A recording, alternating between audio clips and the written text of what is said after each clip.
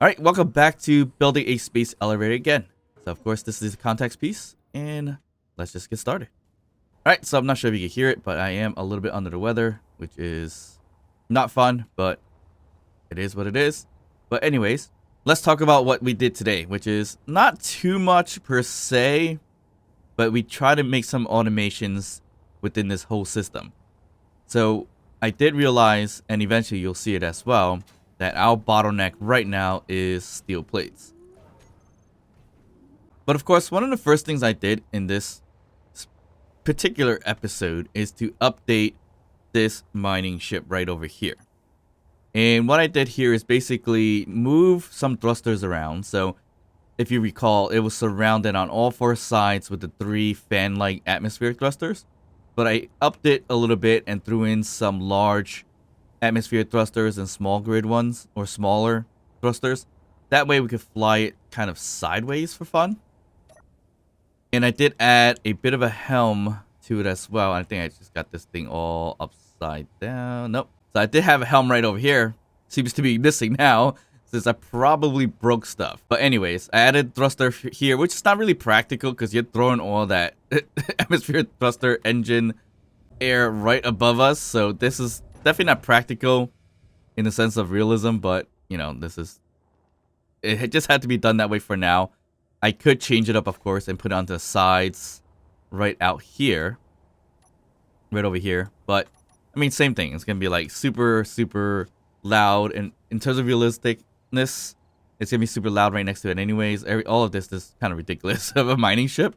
But yeah, the main point was so we could fly it sideways or more horizontal for fun. So moved all the thrusters, the fan thrusters right over here, and to put the big ones as I mentioned before. And ultimately, I wanted to start dumping it out a lot quicker and eventually connect into a connection point. So I put this connection point with some conveyor junctions or conveyors, small grid, into this converter. So now I can dump a bunch of ores from the backside and from the front. But ultimately, what I'm gonna do, and I was planning to do, is connect it right over here. So then that way we easily dump all the material as quickly as possible. Of course, dumping them the way I've been doing it is actually a lot quicker than trying to maneuver the ship and connect to the connecting point. So there's always that. But I am gonna put the connecting point right here. So then that way it'll be easier for the most part, not per se, but to kind of just connect and release and remove all the iron and stone and everything from that mining ship. So I'm going to add this right over here and connect it to the base this way. And I think I need to add another battery or two here. I should really redesign this a little bit better, to be honest. And I probably want to put some batteries, smaller batteries right over here. We are overdoing the batteries a bit based on what we have currently. So we're going to have to up it up a notch with the batteries. And I guess we could only fit, right now we can fit smaller versions of them for now. And this should do okay. Alright, so that's extra batteries. So now when we fill up with stone and iron, we should be okay with the fact that it's going to be, what's it call it? Not overpowering the thrusters and or not going over the power that we have on the ship. So let's just park this thing right now, be on the safe side. And as I mentioned, like doing this is not as quick as me just setting up to the pit that we have over there and just start dumping out all the iron and stone or whatever I gather into this pit right here to gather those resources and things like that. But yes, we should talk about this as well. But let's just kind of go to sleep first and get rid of the nighttime. Alright, we're back from our slumber. And yes, you can hear it. We are running out of power. So we're having a bit of a situation here now. I'm going to turn on the hydrogen engine and it's going to kill our ice. But it is what it is for now. And it has to be done. But yeah, we're using this drilling system. As much as I didn't want to do this big old drilling system to make a big old hole to kind of lag up the game. And yes, I did experience my first crash today. So this is not a good sign so far, but it's doing okay.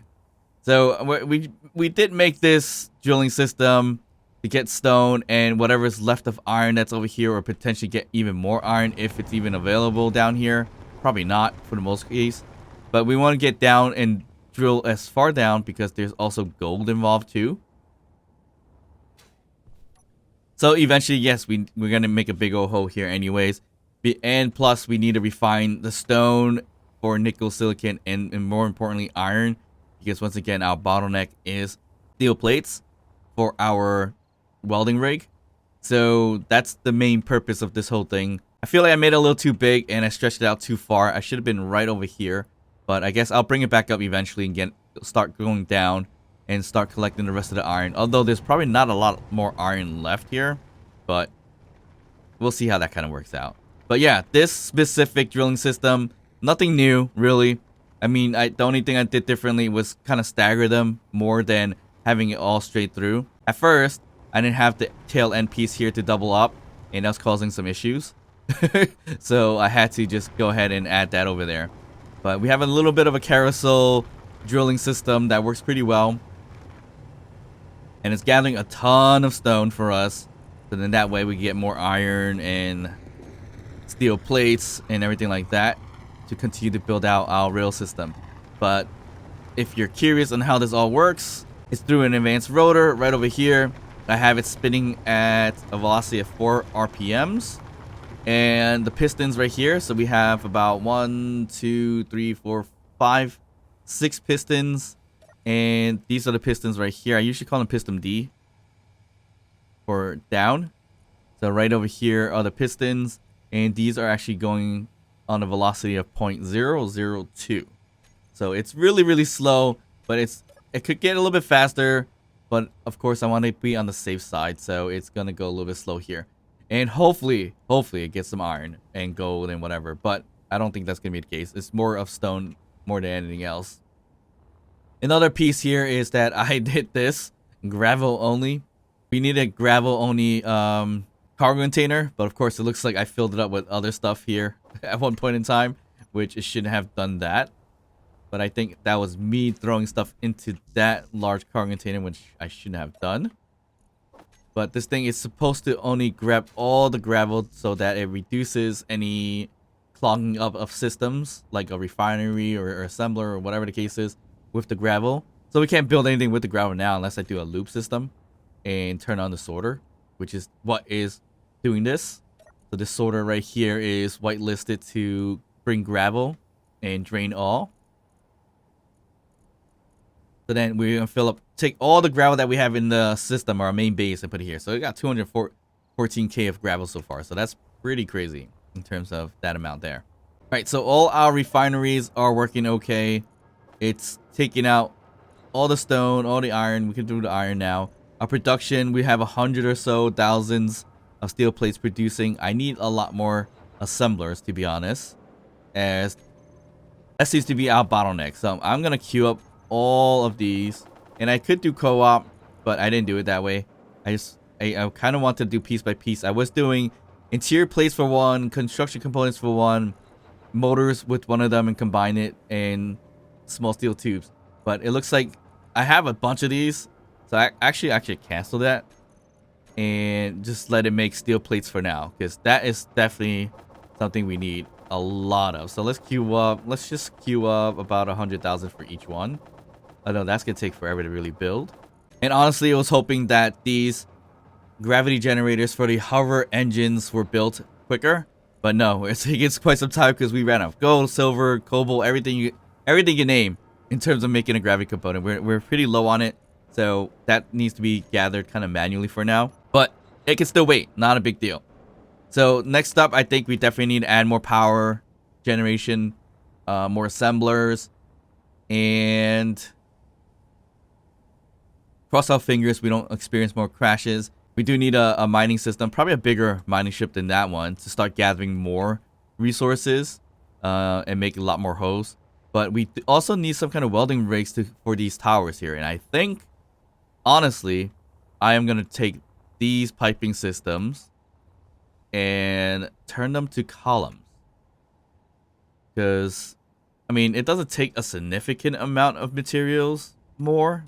So you see on the right-hand side, it takes the interior plates, construction components, steel tubes, and motors. But then if we convert them to a column like this, it's still a lot of interior plates, but it's a lot less construction components.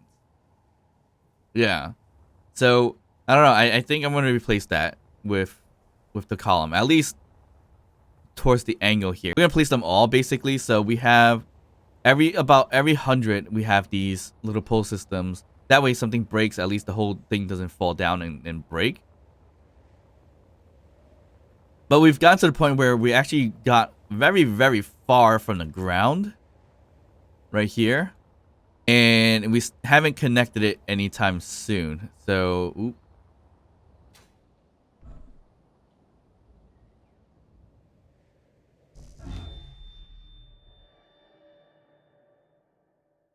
Alright, so I'm going to go in creative for now because of a hydrogen issue.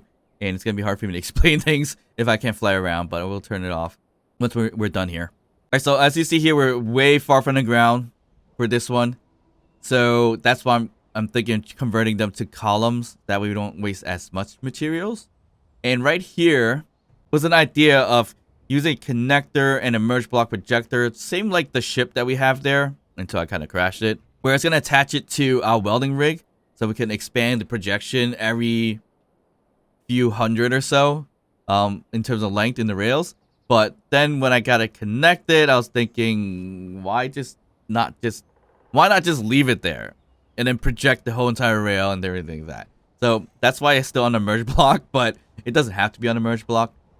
Basically, what I did was actually cut the rail system all in the front up to this point right over here and have the projector right here. So then that way it's I think 1,000 plus length in terms of the rail, and then it projects. So it's going to climb all the way down this way. And we're really, really far from the ground now. We are... Yeah, it's pretty up there. And it gets all the way up to... It keeps going. We have about 9 of these pillars. So about 900 in length, actually. Per projection. And it's going to mimic that projection right over here. So once we get to this part, we can project another lengthy one and keep going from there. So that's kind of the automation piece to the rail, at least. It's not automated per se, but once it reaches here, we'll just reproject it and then keep going. So it saves us a little more time than flying that ship one by one, and plus I need to fix that ship. So that's the problem. And I try to make this have a automatic stop with a sensor. And I was playing around with a light system too. So basically, if it's sensing the large grid, it'll light up green. And if it doesn't, it'll turn off the entire system, or at least tell it to stop extending and retracting. So that's what that right here is doing. So it's just reading off this large grid right here. So if it's no large grid detected, it's going to stop everything, all the timers. And if it detects, it'll just keep on going. The light system, there's a little bit of flaw to it because I didn't set up some timers on it to make it work better. So in the sense of when it's touching something, leave it on. If it doesn't touch anything, turn it off. But I did find that it doesn't really matter too much, because by the time you run out of materials, the whole system is light enough that we were still welding up the pipes, but we couldn't weld up the light armor blocks. And it was just going back and forth until, I guess, until it's going to run out of batteries. But it's going to not run out of batteries that quickly anyway. So it technically didn't even need that stop. But if it did run out on all materials and it did stop, then yeah, the whole sensor would stop it entirely. So it won't waste any power. So that's how we got some kind of automation to this thing. So we could just let it run and not worry too much about it. But the problem is, what we need to worry about is the cargo that's in here. So as you see here, I don't know why power cells here. So as you see here, 32K is a construction component, 23K of interior plates, 20K motors, 2,000 computers. We don't need too much computers on this. 15K worth of small steel tubes, and of course our bottleneck right here, 162 steel plates left. So that is definitely not a good sign. So we definitely need to make more assemblers to get more steel plates up and running as soon as possible. And we couldn't really catch up with all the steel plate production and everything like that. I think we've caught up a little bit now, but everything should, at least cargo, no, at least the construction components should match the steel plates, I think. Actually, no, we have a lot more light armor blocks, so it's quite a lot. So we skimmed through our whole entire system. We just gotta throw in all the steel plates, or just type in steel plate to filter it. But as you see here, we only got 12K. It's not a lot. I had 50 something K worth in here at one point, and that's all gone, like almost in an instant. So it's not good at all. But yeah, we could still take everything and put it in here, and then continue to construct this piece here. But it looks like we're not gonna have too much in terms of the length based on our steel plates, but it's not that bad. Some upcoming plans: once we reach close to that lake right there, the ice lake, we're gonna try to get the piping system. I'm probably gonna use the piping system, not the columns in that case, to kind of connect into this ice part right here. Why? Because I think we need a lot more ice for our hydrogen tanks and our hydrogen engines, and plus the elevator system is gonna run on hydrogen itself, so we need to collect ice. So since we're building all the way over here, we might as well make a drilling station for the ice as well. Collect all the ice we can and fill up our hydrogen tanks. And of course, today was the day of breaking stuff, so I did eventually break this large good ship, and this was our projecting ship at one point in time, and it ran out of power and was running only on solar panel. I thought I had it on recharge, but apparently not. So that's why it decided to just drop the moment I let it go off the merge block, and it kind of just broke everything, which is not great, but it is what it is. And I'm just gonna leave it here to charge. Eventually I'll just pick it up and take it with me, charge it up some more, and fix it up. But we'll leave it here for now because it's not necessary to use it. The power, the battery, it's barely charging to not charging at all for whatever reasons. But it's fine. Yep, so we broke this thing. We'll convert this to another ship eventually. And it might be my welding ship, I don't know. I was thinking of using it for something, but it doesn't have enough thrusters to carry enough load, so might not do that. Another thing that we were doing was mining a bit of iron from a bit of a deposit right around here somewhere. I keep forgetting exactly where it is, but I should really GPS marker it. There's a bit of iron here, and I was going back and forth with our small grid miner and dumping it in here as well. And of course, our small grid miner did take some damage as well, as you saw in the very beginning of the time lapse. But that's pretty much it. That's what we've done so far. We still got a lot of work ahead, but of course, I think I need to start focusing on more power and more assemblers so we could have a little bit less bottleneck. And we're gonna let this run a bit to gather the stone. And so far, it's so good. Nothing's broken, so that's actually a good sign. And it's really loud down here. Alright, so hopefully you guys enjoyed this time-lapse, this context. If you did, you know what to do. And of course, that is like and subscribe. Drop a comment down below. And I'll see you guys next time. Bye.